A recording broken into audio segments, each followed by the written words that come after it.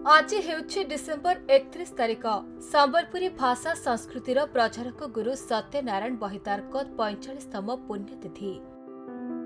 एही अवसर में पश्चिमांचल एकता मंच सदस्यों पक्षरु संबलपुर कचेरी स्थित गुरु सत्यनारायण बहिदारक प्रतिमूर्ति में माल्यार्पण कराଯାई श्रद्धांजलि ज्ञापन कराଯାଇथिला। एही कार्यक्रम में संबलपुर विभिन्न अनुष्ठान जोगदेई गुरु सत्यनारायण बहिदारक प्रतिमूर्ति में माल्यार्पण करने सहित संबलपुरी भाषा संस्कृति में सत्यनारायण बहिदारक विशेष अवदान रहिथिबा नै कहिथिले।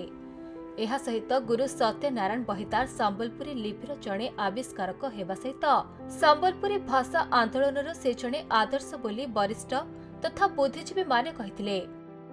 संबलपुर माटी पानी झरसी हेला जय जय माँ समय धन धन तोर देला ई गीतर जो लेखक इतार गुरु सत्यनारायण बहिदार 1980 मसीह हत्या कर संबलपुरी भाषा साहित्य प्रति जो अवदान तांकर समय भी मूल है केनता संबलपुरी अबका कहमा अबका लिखमा और पिंधमा संबलपुर में गोटे पहचान जेन बना गुरु श्री सत्यनारायण बहिदार तांकर आज श्राद्ध दिवस है ये उपलक्षे आम स्मरण करुचु एवं तांकर प्रति आम श्रद्धांजलि ज्ञापन करुचु। नमस्कार। जय संबलपुरी भाषार जय हो आउ संबलपुरी भाषार जेन जय होचे जयकार होचे विश्व रे जयकार होचे सेथुर मूर्धानी होजन गुरु सत्यनारायण बहिदार तांकर आज होचे श्राद्ध दिवस।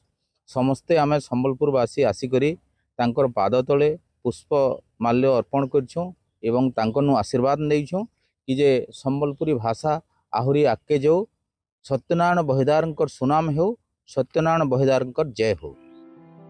संबलपुर अमलेन्दु नायक रिपोर्ट खबर ओडिशा।